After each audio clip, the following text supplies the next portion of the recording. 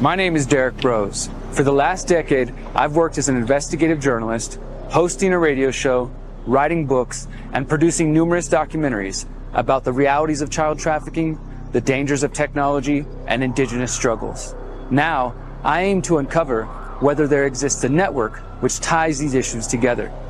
Many researchers posit the existence of an international cartel which covertly manipulates world events for their own benefit. Are these claims simply fantasy and paranoid delusion, or is there truly an agenda to subvert humanity to the demands of the pyramid of power?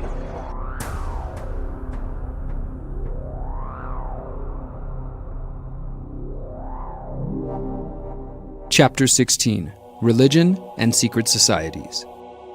In the previous chapter of this series, we outlined how the problem of child abuse pervades all cultures, political affiliations, genders, and religions. Unfortunately, pedophilia is not the only problem associated with organized religion. Organized religion, sometimes known as institutional religion, is defined as a belief system and rituals which are systematically arranged and formally established. Organized religions have an official doctrine outlining these beliefs and rituals, as well as a hierarchical or bureaucratic leadership structure, and a codification of proper and improper behavior. While humanity has been seeking to understand the physical world by creating stories and myths which explain natural phenomena since the beginning of our species, it took hundreds, and in some cases thousands of years, to develop the current major organized religions. The origins of these organized belief systems began to crop up around the year 2000 before the current era, with the seeds of Hinduism developing in northern India. Early Judaism begins in the Middle East around this time as well, while Buddhism sprouted in India around 500 BCE. We also see the beginning of Confucianism in China, the Yoga Sutras as outlined by Patanjali, and the Vedic text which contributed to both Hinduism and Buddhism. Additionally, around 140 BCE to 200 of the current era, the Hebrew Bible was developed and organized. The tales of Jesus of Nazareth also appear within 100 years of the current era. As man attempted to explain the world with belief in gods and supernatural phenomenon, these various belief systems evolved into organized religious institutions, all of which have claimed a monopoly on the path towards God, enlightenment, or a peaceful afterlife. Inevitably, these institutions clashed as they pursued dominance over competing beliefs and interpretations of the world beyond the five senses. Over the last 2,000 years, these ideologies have been used as a method of dividing the populace and justifying war, violence, and the murder of heretics and non-believers. The Jews of the pre-Christian era, sometimes known as Second Temple Judaism, were already struggling to maintain their beliefs in the face of Hellenistic rule by the Greeks. Alexander the Great conquered the land of Israel by 331 BCE, and Jews often faced mistreatment. The Jewish opposition to Hellenistic influence on their religious and cultural practices led to the Maccabean Revolt from 167 to 160 BCE. The tensions between the Jews and their conquerors continued during the Roman Empire, resulting in several Jewish-Roman wars between the years 66 and 135 CE, leading to the destruction of Jerusalem and the Second Temple.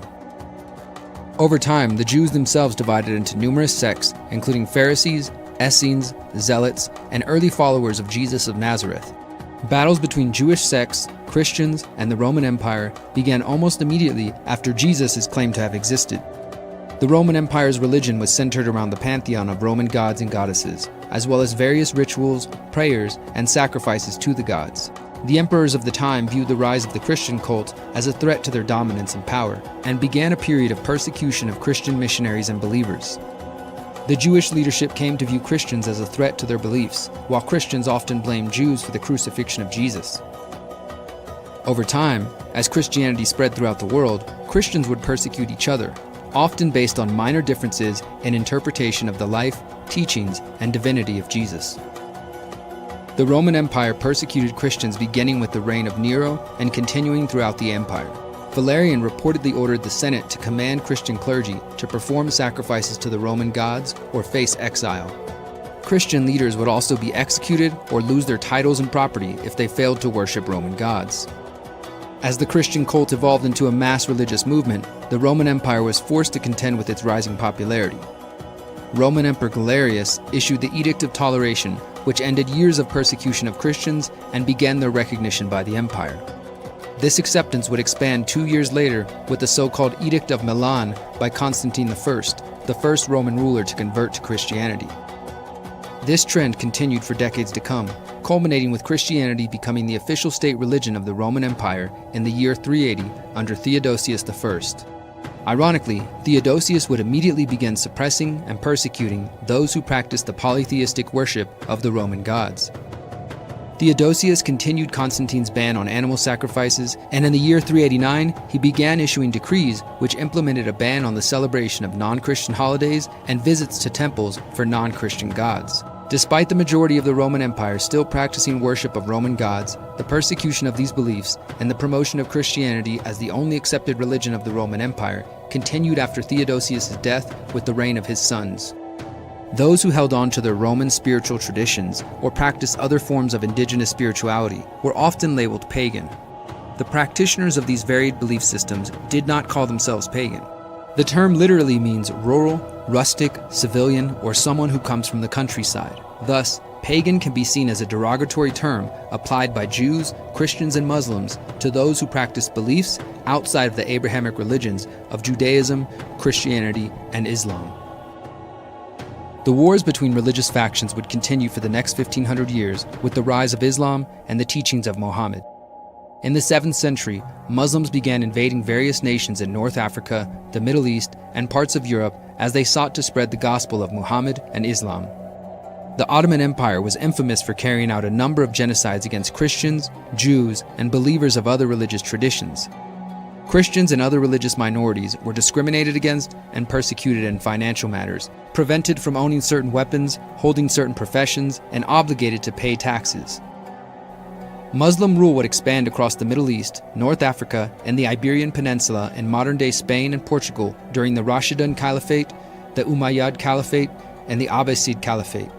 The fourth and final caliphate was the Ottoman Caliphate, established by the rulers of the Ottoman Empire, who claimed caliphal authority from 1517 until the Ottoman Caliphate was formally abolished in 1924. This period saw numerous battles and wars waged between the Islamic caliphates and European Christian kingdoms. These included the Crusades, where the Catholic Church sought to recover the Holy Land from Muslim rule, the Baltic Crusades against the non-Christian people surrounding the Baltic Sea, the Crusades against Christians based on the schisms within the Church from 1200 to the late 1500s, and the Reconquista, which officially ended Muslim rule of the Iberian Peninsula in 1492 with the Granada War. These religious wars continued to be waged across Europe and the Middle East during the 16th, 17th, and 18th centuries. The death toll from these wars ranges from 7 million on the low end to more than 10 million people on the high end. The 30 Years' War from 1618 to 1648 is widely considered to be one of the most violent conflicts of this period, with an estimated 4.5 to 8 million soldiers and civilians dying from the effects of battle, famine, or disease. The use of religion as a justification for war and death has continued in the 20th and 21st centuries. For example, in the late stages of the Ottoman Empire, the ruling classes implemented a program of forced migration and exile focused on the Greeks and the Aegean region. The expulsions continued throughout World War I and lasted until 1922, resulting in the deaths of an estimated 289,000 to 750,000 people.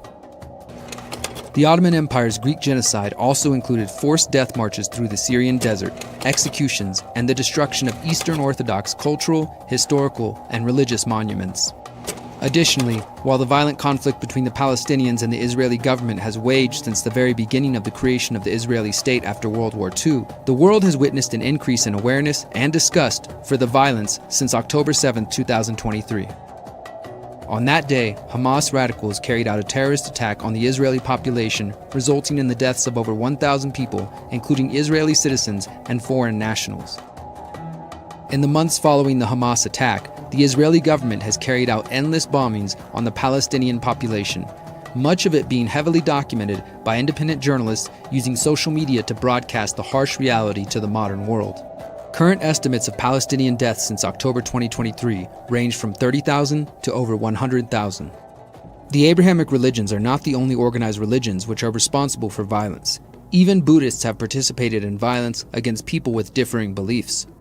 In Sri Lanka, Myanmar, and Bangladesh, Buddhist nationalist movements have formed in recent years in response to differences between the majority Buddhist populations and the minority Muslim and Christian populations.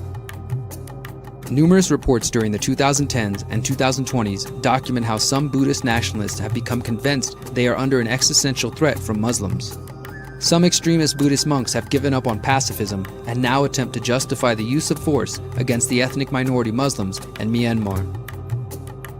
To be certain, some of the Muslim sects also promote hostility towards the Buddhists, and these conflicts have erupted into violent incidents. In Bangladesh, villagers who converted from Buddhism to Christianity nearly 2 decades ago were attacked by Buddhist extremists after they refused to reconvert to Buddhism. Their Christian church was demolished and crosses were broken in retribution for their beliefs. In all of these conflicts, from the current ongoing battles waged by religious fanatics to the wars fought thousands of years ago, religion is a central component of the misguided justification for continued violence, theft, rape, and murder. Time and time again, throughout humanity's history, we have seen wars and violence enacted in the name of defending a god or banishing those who refuse to comply with the edicts of the popular religious ideologies. Especially in the post-9/11 world, we see examples of politicians, military officials, and extremists who believe they are fighting a holy war in some misguided attempt to bring about the prophecies of the Bible. This crusade, this war on terrorism, we have declared jihad against the U.S. May God protect all those who work for peace. Верите, что в 25 году конфликт будет закончен, естественно, нашей победой? Я в Бога верю, а Бог с нами. You must remember what Amalek has done to you, says our Holy Bible. Our hero troops, they have one supreme main goal: to completely defeat the murderous enemy. Researcher Adam Green has been studying the Abrahamic religions on his podcast No More News for over a decade. Green says these religions are nothing more than methods of controlling and manipulating the masses. The role of religion, or how I see religion being used, is theological, psychological control. It's the original mind control. The number one religion, two top religions in the world, Christianity and Islam, are over 4 billion believers, and both of those emerged from Torah, Messianic, apocalyptic Judaism. Half the world now worships the God of Israel, the God of the Torah, the God of Zion, through the prophesied Messiah, Moshiach, that was intended all along to have all of the nations worship in the end times, and to conquer all the pagan idol worship and have all of the world, all flesh, every knee will bow to the prophesied Messiah and the God of Israel. The role of it is used in, like, Plato's noble lie, basically what I believe the Torah and Christianity by extension were built upon. The noble lie that to control the masses, you need a founding mythology to keep everybody in line and keep them hypnotized under a Judeo paradigm of prophecies and end times and messiahs to rule the whole world. Beyond the violence and war which has raged for millennia in the name of religion, there are also scholars who believe that the Abrahamic religions simply co-opted pre-existing spiritual traditions when it was politically expedient for the ruling class. For example, we know that the narrative of Jesus Christ has many parallels in Middle Eastern myths about gods dying and rising. The cults surrounding Baal, Osiris, and Adonis are all examples which survived through the Hellenistic and Roman periods and likely influenced early Christianity. As the Christian cult grew into a formidable movement and the Roman Empire chose to embrace Christianity, they rebranded many of the indigenous festivals and celebrations as Christian holidays. Eventually became the Gentile world. They syncretized with a lot of the pre-existing pagan myths of a passion, of a dying and rising deity. You know, there's Dionysus, Mithra, Osiris, Romulus in Rome also. Different motifs that they incorporated and put the overlay of the Hebrew prophecies and Messianic, Davidic Messiah. They syncretized to target the pagan world so they would more easily adopt Jesus, the King of the Jews, as their God. The whole intention of the Messiah was to conquer Rome and all of the nations, and that's exactly what Jesus did. And you can find scriptures outlining this explicitly all over the Torah and even in the New Testament. Like Paul says in Romans 15:12 that Jesus will, quote, reign or rule over the Gentiles. It's the whole purpose of the Messiah. All of the nations, all of the Gentiles, all of the Goyim, every knee bowing to the God of Israel. And that's the ultimate objective of the nation of priests, who are to be the light into the nations and have all of the world worship their God. 800 years ago, one of the top sages in all of Judaism says Christianity and Islam helped prepare the world for the Messianic age by believing in the laws of Moses, the God of Israel, and a Messianic figure and Messianic prophecies.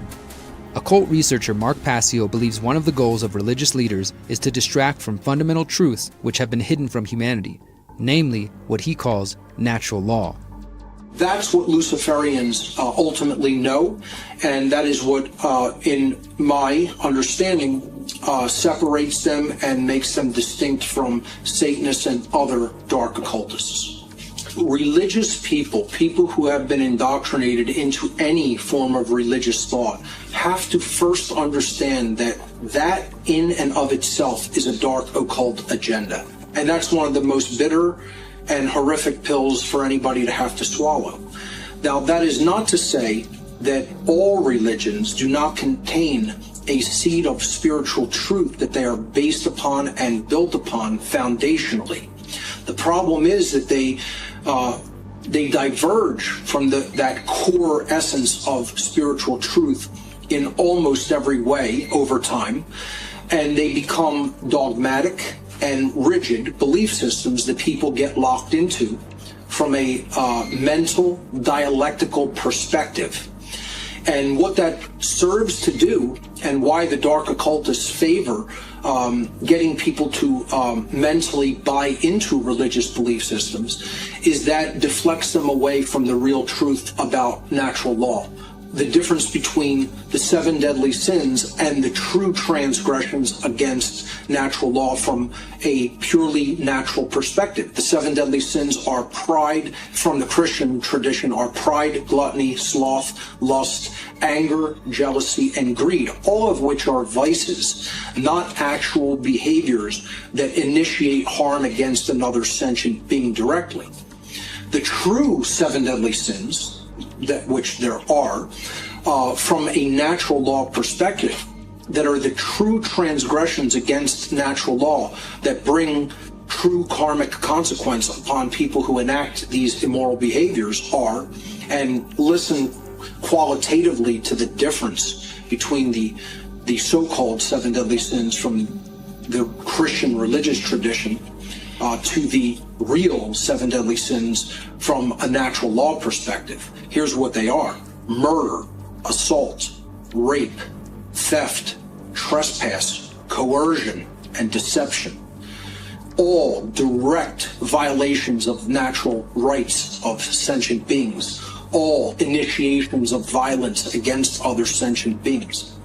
So this is what religion serves to do. It serves to take us off the course of what true morality is, which is not to do those immoral behaviors, and to put us on a so-called understanding of false moral principles that are watered down, that are based on vices instead of actual initiations of violence. You know, because if we understand real initiations of violence, we would understand that government does all of these things, that government is violence and coercion and ultimately slavery. And that is what religion is designed to do. Religion is designed to make people not understand that through a watered down and false variant of moral principles instead of the true ones under natural law.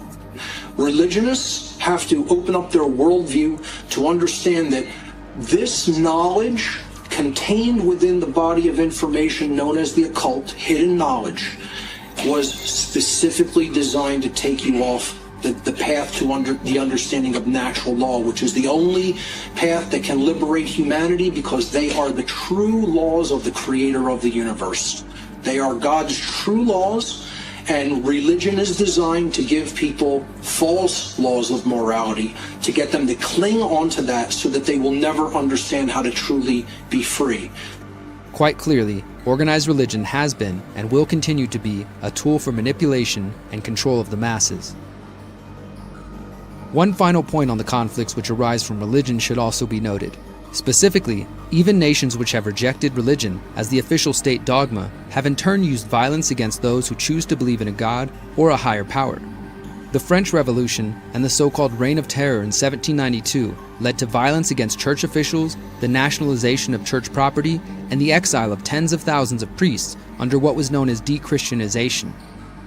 The Mexican Revolutionary period in the early 1900s also saw a program aimed at eradicating religious practices. We can also look to the many communist revolutions as examples of state atheism being used to justify the stripping of property, abuse, and murder of adherents to various religions. These communist revolutions burned churches, mosques, and temples, which the state saw as a threat to its supremacy. Conspiracy researcher David Icke has been studying the control techniques deployed by what he calls the global cult since the 1990s. He believes using religion to divide the population is one of the strongest techniques used to control mind and spirit. And so if you are setting out to keep the public in ignorance of what you know, then religion serves your agenda perfectly because they are prisons of the mind.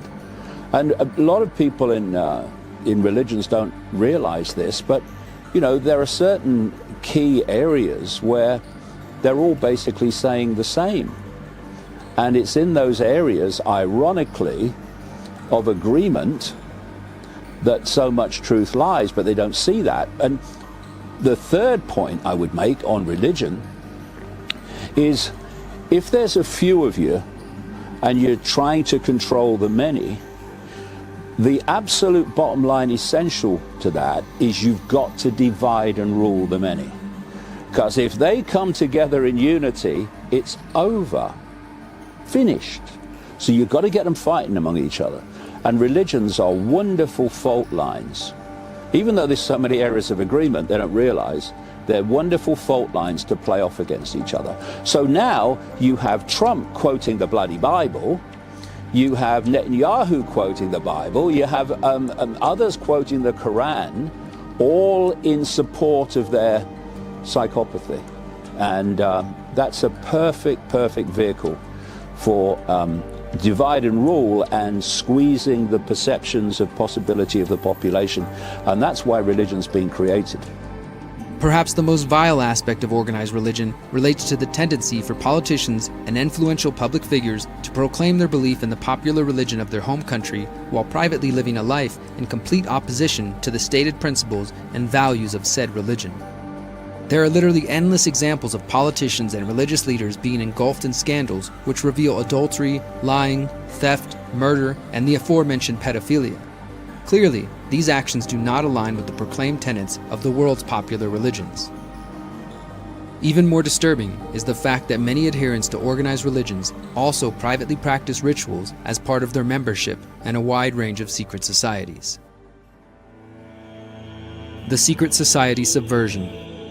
Secret societies have existed for millennia, going back to the Pythagorean secret societies in 530 BCE, the Eleusinian and Mithraic mysteries in ancient Greece and Rome, as well as the cult of Isis.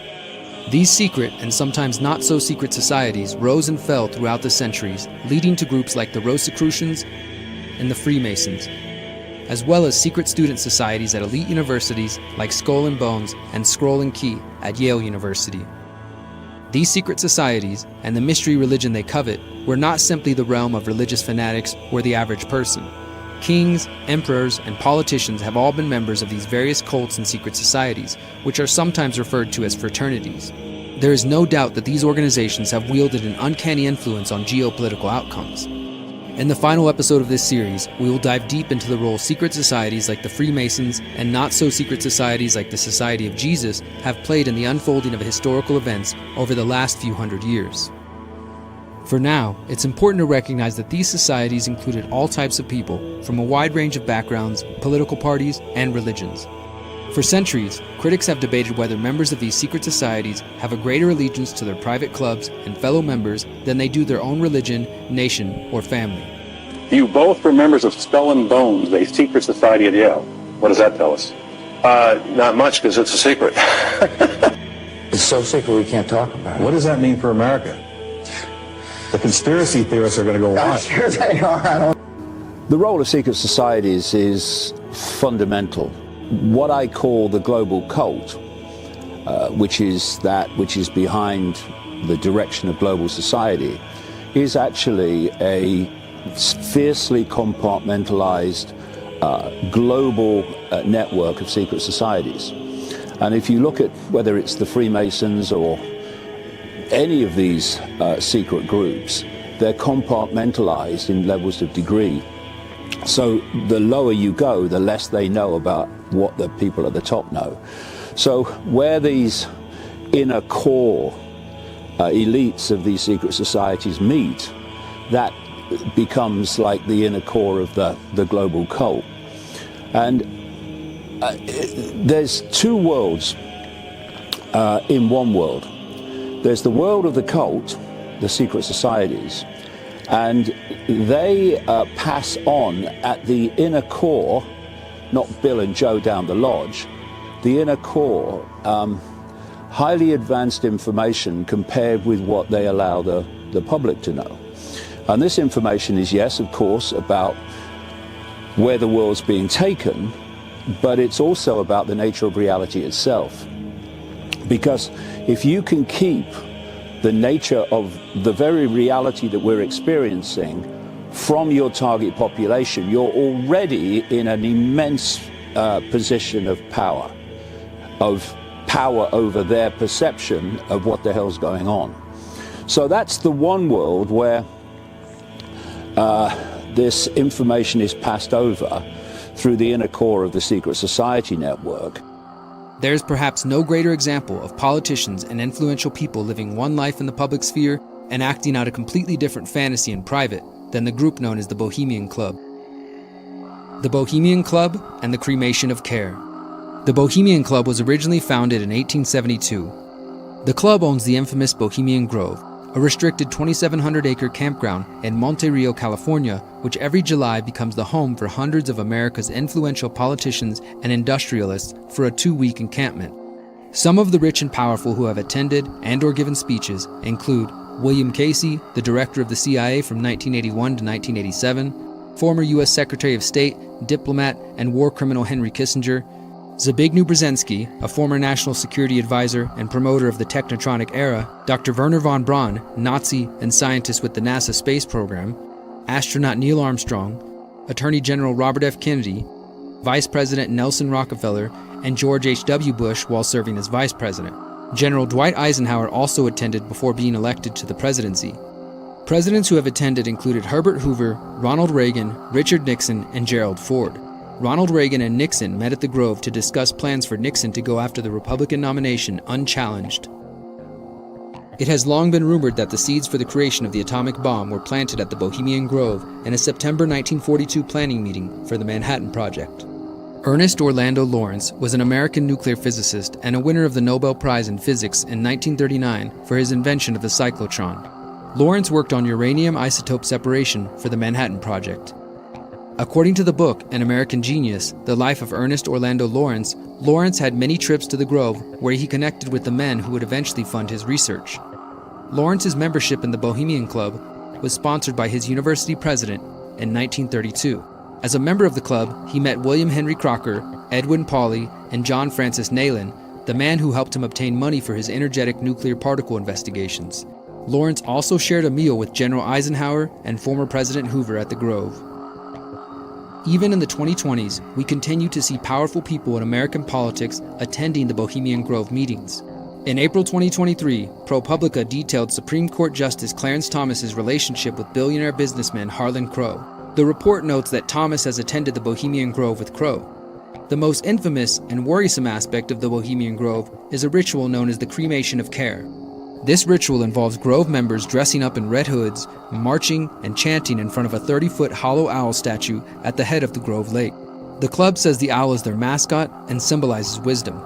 The ceremony, which has been taking place since 1888, is presented on the first night of the annual encampment and is said to give Grove members an opportunity to banish their worldly cares. This cremation of care involves incinerating an effigy of dull care in front of the owl. Starting in the 1980s, the grove would be infiltrated by journalists and activists. In 1981, Rick Clower's Mother Jones article, Inside the Secret Life of the Power Elite, detailed the elite gathering and reported on the owl and the opening ritual. In July 1981, ABC News released a 5-minute special report about the grove. However, the owl was only briefly shown and the cremation of care ritual mentioned in passing. In 1989, Philip Weiss wrote an article for Spy magazine detailing how he spent 7 days in the camp posing as a guest. In his article, Inside the Bohemian Grove, he writes that he saw Bohemian Grove literature which claimed grove rituals are derived from Druidic traditions. However, it wasn't until the year 2000 that the world was able to see the cremation of care ritual with their own eyes. That year, independent journalist and provocateur Alex Jones released his documentary, Dark Secrets Inside the Bohemian Grove. Jones and his cameraman snuck into the grove and recorded the opening ceremony. Jones would later describe the ritual as satanic. While Jones's video provided evidence of politicians participating in a secret ritual, his video was grainy and indecipherable at some points. However, in December 2023, an anonymous train-hopping YouTuber known as Dancer infiltrated the Bohemian Grove by sneaking in via a small boat overnight. He infiltrated the grove a second time in May 2024 and recorded the most clear evidence of the cremation of care ritual to date. Are these politicians and influential members of high society practicing a neo-Druidic ritual designed to help them shed their concerns for the world? In Druid traditions, the owls are seen as part of an initiation. The cremation of care could be an initiation ritual for members of the ruling class who are beginning their journey into the world of secret societies and secret rituals. This is but one example of the actions of powerful people meeting in secret to enact rituals which conflict with their public persona. While I do not profess to know for certain whether God or gods exist, there is no doubt that institutional religions have been used to sway the masses to support actions which are diametrically opposed to the claimed intentions of the world's religions. For thousands of years, tyrants and psychopaths have used claims of divine right or direct communication with God to justify their plunder, lies, and war crimes.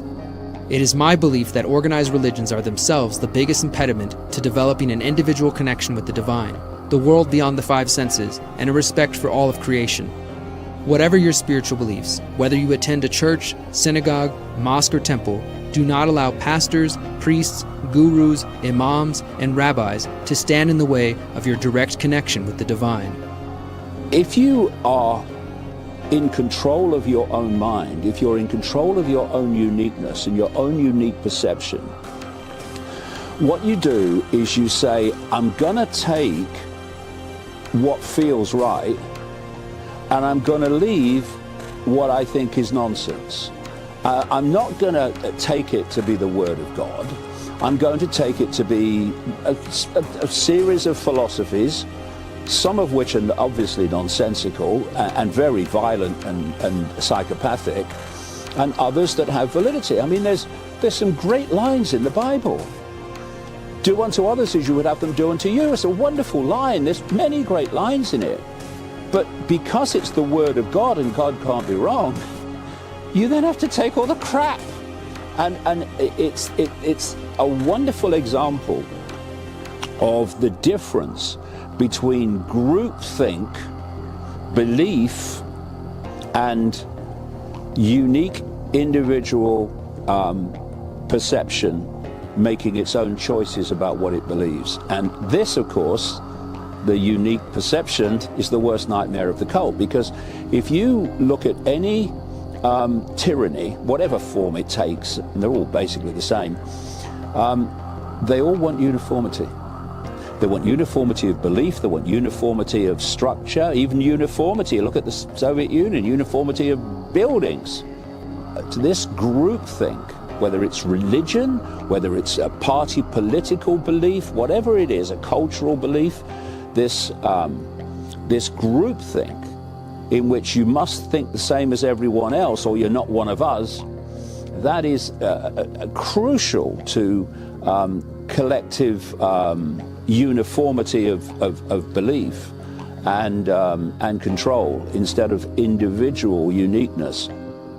Do not allow those who claim to have a monopoly on a relationship with God to mislead you or twist Scripture to support actions which you know are immoral and ungodly. We must guard against the forces of evil which attempt to justify their horrific actions while they hide their true intentions and beliefs. We must question everything, including religion and secret societies.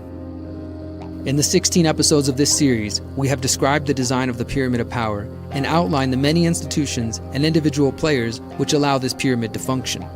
In the final episode of this series, we will further explore the role of secret societies and the belief systems which guide these organizations as we finally answer the question, who or what does this pyramid of power serve? To dive further into the rabbit hole of religion and secret societies, I recommend the following books: Celsus in His Own Words, a translation of the True Teaching, and Secret Societies by Michael Howard.